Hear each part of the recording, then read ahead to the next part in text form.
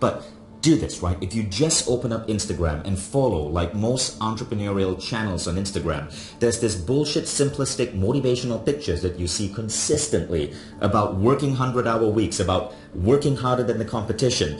I mean, check this one out. This one is apparently a quote from Elon Musk that says, work like hell. I mean, you just have to put in 80 to 100 hours every week. This improves the odds of success. Problem is, it doesn't. You see, science shows that after around 50 hours of productive time, your productivity goes down. But what happens is, if you continue pushing yourself, often due to lack of sleep, due to lack of taking care of your health, you have failed relationships, you have failed social connections, you have sleep deprivation, which is reducing your cognitive abilities, which means your performance starts depreciating, you start aging more.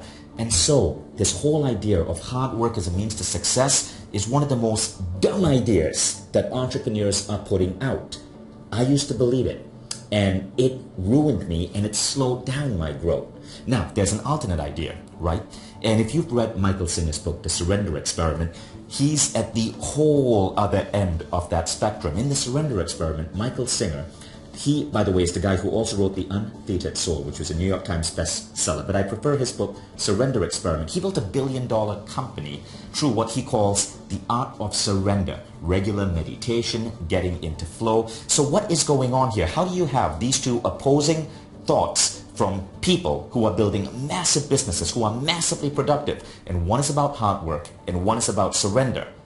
Now, I was thinking about this a lot for the last 5 years, right? Because this matters to me. As an entrepreneur, I want to be able to get a lot done, but I don't want to break myself doing it. And what I realized, and I shared some of this in my book, The Code of the Extraordinary Mind, is that it's not binary. It's not about hard work, nor is it about surrender. It's not binary. Rather, there is a layering to it. In my theory, I suggest that there are 4 different levels of consciousness. And if you're at the first level of consciousness, you need hard work. But very rapidly, you can move to the next level of consciousness. And at this secondary level of consciousness, you start learning particular tools that allow you to do more with less work. Now, you want to move up. Now, there's a third level of consciousness, which a lot of people don't even know exists. At that third level of consciousness, your goals no longer even become important. At that third level of consciousness, you are tapped into something else. And there's a fourth level of consciousness, which is where some of the most remarkable people in the world I've seen play at. And they just seem blessed by luck. And they are not breaking themselves with hard work. So in short, this binary idea, hard work versus surrender, is not really binary. You can flip it around, and what you need to do depends on what of the 4 levels of consciousness you're currently operating on.